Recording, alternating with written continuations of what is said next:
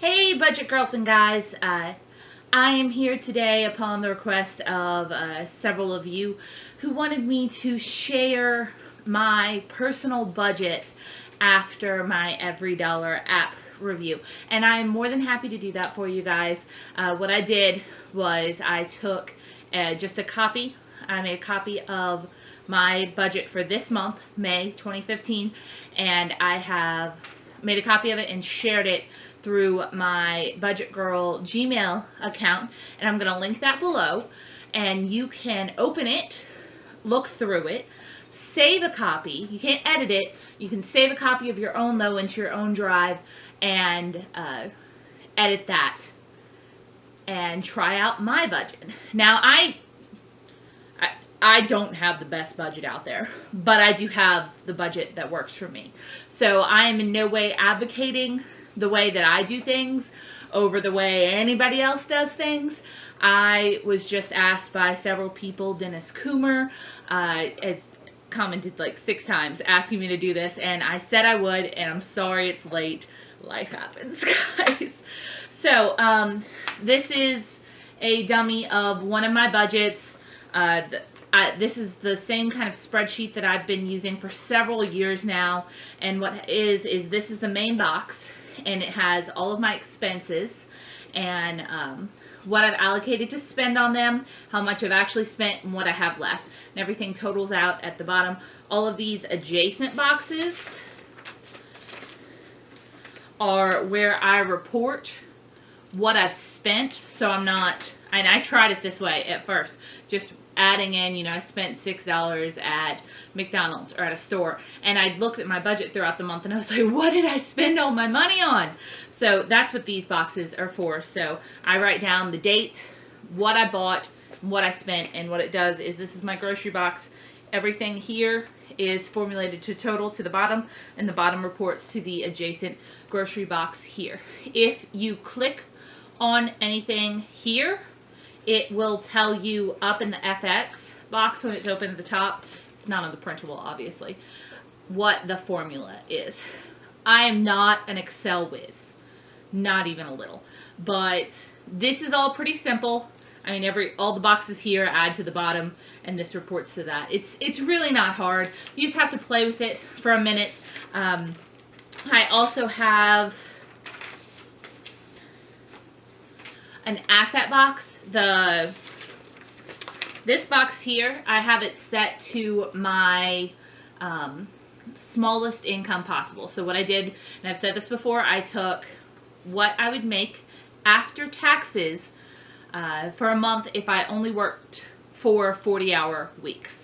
So that's what this is, and the number is $1,473. It's burned into my brain forever. And so my budget set off the smallest amount of money that I can make, which is something I highly recommend. That way any extra money that I get through overtime, side gigs, anything like that can be put towards my goals, which in this case is my student loan debt.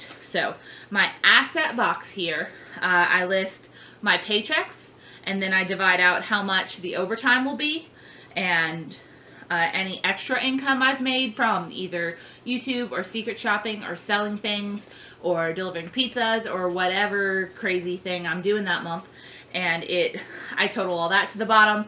And then on this third sheet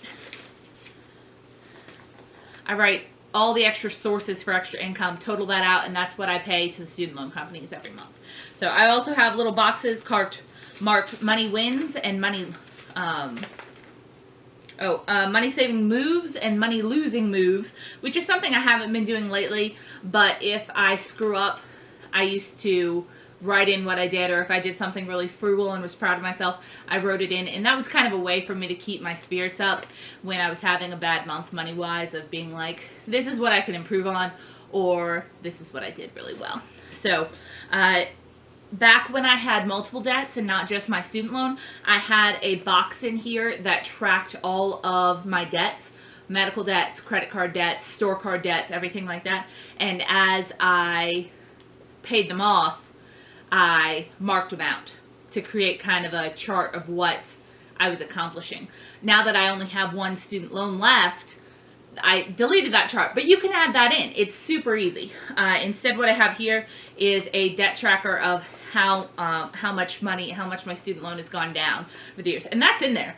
I didn't delete any of the numbers. The numbers in here are real. I did delete my my 401k balance, my emergency fund balance, and my car balance. I've mentioned what those are before. I felt like deleting them. There's too much information. But yeah, I straight up copied my budget from the middle of this month, and I didn't change any of the numbers. Every grocery note that I made on there is 100% legit. I did it. I just logged everything in the way I would there. I didn't change anything at all. So feel free to open up that budget, play around with it, and don't feel like if you want to try this that you have to do it exactly my way. No, this is just something that would have helped me when I was getting started. I had something completely different, and I had to figure out the way my brain works with money, if that makes sense. Once you figure out the way that works for you, you never have to change it. So, or if something changes, you can change it. That's the best thing about spreadsheets, really, because it's completely customizable and completely self-owned. It's not a program online where, you know, it won't let you input this type of expense, or it won't let you change this, or I don't know. I'm not hating on any of those. Like the Every Dollar app was really fun to play with for a month, but I just like this a lot better. So I've got it linked below. Go ahead and open it up, make a copy, play with it, and tell me what you think. Oh, and change colors. It's super fun to change the colors every couple of years. It used to all be teal. So tell me what you think. This is I don't make any money on this or anything. Just this is for you. If you think that my way of budgeting might work for you, go for it. If you think that this is so not for you, don't even try it. Just, I don't know, thumbs up for free stuff.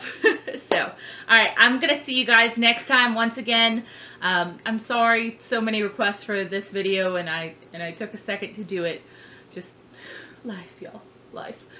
Bye. I'll see you next time.